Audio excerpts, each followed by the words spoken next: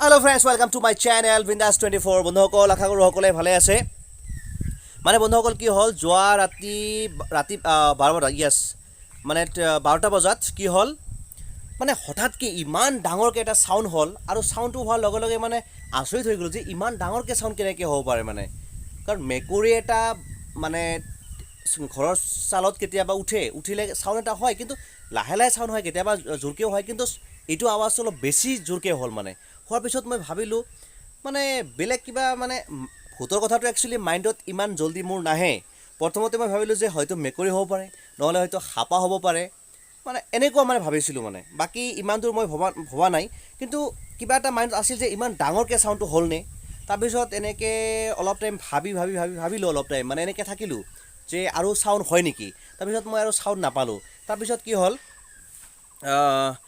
তেনেকৈ ৰাতি এনেকৈ শুই পৰিলোঁ শুই উঠি আকৌ ৰাতিপুৱা হৈ গ'ল ৰাতিপুৱা উঠি মই আচলতে দৈনিক কি হয় ব্ৰাছ ট্ৰাছ কৰাৰ পিছত অলপ সন্মুখৰ ফালে মোৰ এটা গাৰ্ডেন আছে এটা নাৰ্চাৰী এটা আছে সৰুকৈ নাৰ্চাৰী এটা আছে তো সেই নাৰ্চাৰীত মই দৈনিক মানে যাওঁ আৰু সন্মুখত যেতিয়া গ'লোঁ তেতিয়া তাৰ যিটো দৃশ্য চালোঁ সেই দৃশ্যটো চাই মানে তেতিয়াহে গম পালোঁ যে এইটো কাৰণতে এনেকুৱা হৈছে তো বলক আচলতে কি হৈছিল মই এইটো যে আপোনালোকক কৈ আছোঁ তো বলক আমি ভিডিঅ'টো আৰম্ভ কৰোঁ বলক চ' বন্ধুসকল একচুৱেলি কাহিনীটো কি হৈছিল ৰাতি সেই যে ক'লোঁ যে চাউণ্ডটো কেনেকৈ হ'ল সেই বস্তুখিনি মই আপোনালোকক কৈ আছোঁ এই যে বাঁহখন যে দেখা পাইছে আপোনালোকে দেখা পাইছে গোটেইখিনি বাঁহ হয় এই বাঁহটো আচলতে ইয়াত লটকোৱা আছিল লটকোৱাৰ পিছত মোৰ এইবিলাক চাওক গোটেইকেইটা হেংগিং টাপ হয় 1 2 3 4 5 তাৰপিছত 5 ইয়াত এটা আছিল 6 আৰু এইটো এটা আছে 6 7 আৰু এটা আছে 7 8 9 10 তাৰপিছত এইবিলাক ধৰক এনেকৈ লটকি আছে এনেকৈ দিয়া হৈছিল গোটেইখিনি তাৰপিছত এইটা আছিল এইটো এটা মানে ছিঙি গৈছে দেখা পাইছে আপোনালোকে হেংগিং টাপটো ছিঙি গৈছে তো এতিয়া মই আচলতে এতিয়ালৈকে ঠিক কৰা নাই ভাবিলোঁ যে এটা ভিডিঅ' আকাৰে মই আপোনালোকক দেখুৱাই দিম তো আপোনালোকে চাওক মই বস্তুটো কি হৈছে মই আপোনালোকক দেখাইছোঁ কেইটা টাপ আছে আৰু কেইটা টাপ ভাঙি গ'ল গোটেইখিনি মই আপোনালোকক দেখুৱাম এইটো মই অলপ কাটিব লাগিব ইয়াত এইটো চাওক বন্ধুসকল এই টাপটো চাওক টাপৰ একদম অৱস্থা নাই একদম ফাটি গৈছে মানে এইটো টাপ ফাটিছে মানে আপোনালোকে ভাবিব কিমান টকাৰ দামটো ইয়াৰ দামটো আছে আপোনাৰ 50 ৰুপিজ তাৰপিছত এইটো এটা হেংগিং আছিল কিমান ধুনীয়া আছিল কিন্তু উপায় নাই কি কৰিব আৰু এই এটা গ'ল তাৰপিছত আৰু এটা আছে এয়া চাওক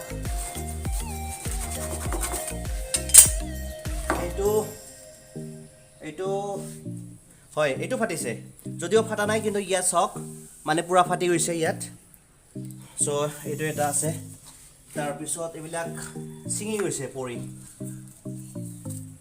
এইবিলাক ঠিক কৰিব লাগিব মোৰ তাৰপিছত এই এটা চাওক এইবিলাক নাই আৰু চব চেছ চাওক একদম অৱস্থা নাই ফাটি গৈছে আচলতে এইবিলাক বহুত ধুনীয়া হৈছে মই মানে বহুত যত্ন কৰি এইবিলাক মই মানে ইমান দূৰ হ'ল মানে তাৰপিছত ইয়াত এটা আছে ফাটিছে এইটো ফাটিছে চাওক কিমান বেয়াকৈ ফাটিছে একদম আৰু এটা চাওক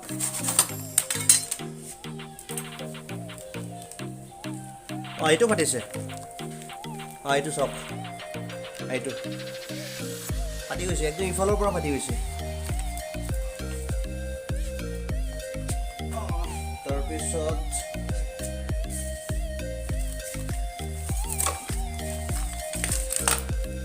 এইটো এটা আছিল হেংগিং ইয়াত দিয়া হৈছে এইটো একদম পূৰা একদম চুমৰা হৈ গৈছে তাৰপিছত এইটো চাওক এইটো মোৰ আছিল স্নেক প্লাণ্ট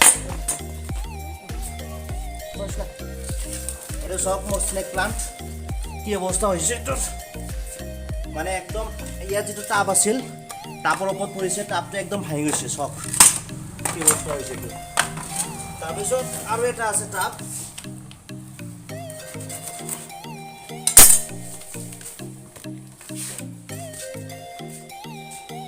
নাই এটা হ'ল নাই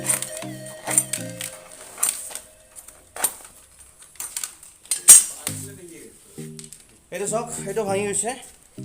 তলৰ চাইডত যদিও ফাটা নাই, কিন্তু ইয়াত ভাঙি গৈছে। তাৰপিছত আৰু এটা আছে, চব মানে বৰবাদ মানে বহুত বৰবাদ।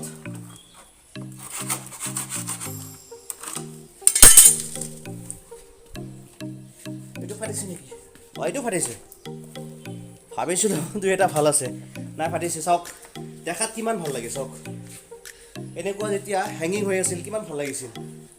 বাপৰে, এবছৰমান হ'ল ইমান কষ্ট কৰি মই ইমান ডাঙৰ কৰিছিলোঁ, কিন্তু আজি চব বৰবাদ হৈ গ'ল। কি কৰা যাব, উপায়তো নাই। আৰু এটা আছে ইয়াত,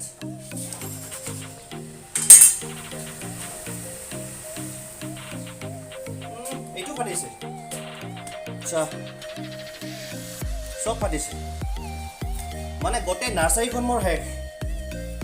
তাৰপিছত এইটো কিবা কাৰণত ইয়াত লটকি আছে, এতিয়ালৈকে একো হোৱা নাই। যদিও ইয়াত চাওক, এইটো মানে ছিঙি গৈছে। তাৰপিছত আৰু এটা আছে, এইটো একো হোৱা নাই, কিন্তু কিছুমান ইয়াৰ পৰা ছিঙি গৈছে। দেখাই আছোঁ আপোনালোকক, এইবিলাক চাওক ছিঙি গৈছে। চব ঠিক কৰিব লাগিব মোক।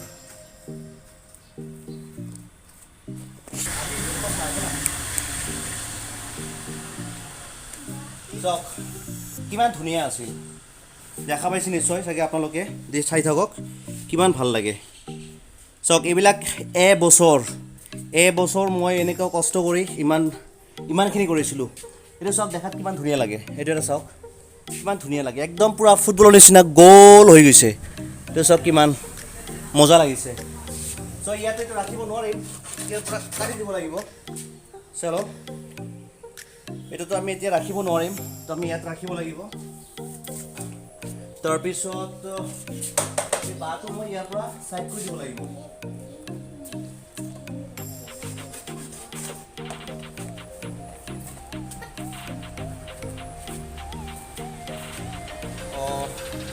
চাওক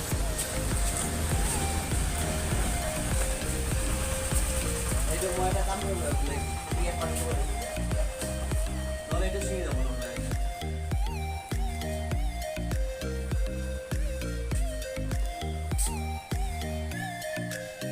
মই গোটেইখিনি ৰিপেয়াৰিং কৰিব লাগিব, ইয়াত মই নাৰাখোঁৱে, কাৰণ এইবিলাক বহুত দিন হ'ল একদম বেয়া হৈ গৈছে। চব কাটি দি আছোঁ।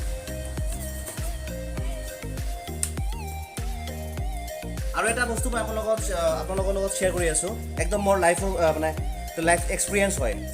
এই যে এইবিলাক দেখা পাই আছে নহয়, টাববিলাক যে আছে, টাববিলাক যে দেখা পাই আছে, এই টাববিলাক আচলতে আপোনালোকে ৰ'দত ৰাখিলে এনেকুৱা হ'বই। এইটো চাওক, মই একো কৰা নাই, জাষ্ট মই মাত্ৰ খুলিলোঁ, খোলাৰ লগে লগে এইটো চাওক, এইফালে বাপৰে বাপ একদম বেয়া হৈ গৈছে। চাওক কেনেকুৱা হৈছে, চাওক মানে ৰ'দত থাকি এনেকুৱা হৈছে। আচলতে এইবিলাক ৰ'দত ৰাখিব নালাগে নিয়মমতে, আচলতে ইনডোৰ প্লাণ্ট হয়, আৰু ৰ'দত ৰাখিলে এনেকুৱা লাহে লাহে নৰম হৈ যায় বস্তুবিলাক। চ' মই এইটো কাটি দিম, এইবিলাক নাৰাখোঁ, ইয়াত ৰাখিলে এইবিলাক চব বেয়া হৈ যাব। চ' এইবিলাক উপায় নাই, ইয়াত এটাও ৰাখিব নোৱাৰোঁ।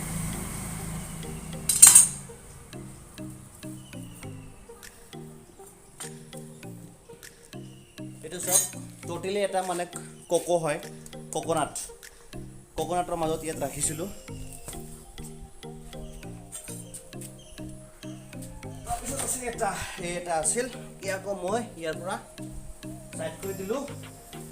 টোটেল মোৰ যিমানকেইটা টাব আছিল, তাৰ মাজত কেইটা মোৰ মানে বেয়া হৈ গ'ল। এতিয়া মই আপোনাক কৈ আছোঁ, এটা আছে 1 2 3 4 5 6 7 8 9, মোৰ টোটেল 9টা টাব এনেকুৱা ফাটি গৈছে। চ' এইবিলাক নতুনকৈ আনিব লাগিব। চাওক কি অৱস্থা হৈছে এইবিলাকৰ। চ' গোটেইখিনি মই ইয়াৰ পৰা চাইড কৰি দিব লাগিব। এতিয়া গোটেইখিনি মই একদম ৰিপেয়াৰিং কৰিব লাগিব এতিয়া, ঠিক আছে।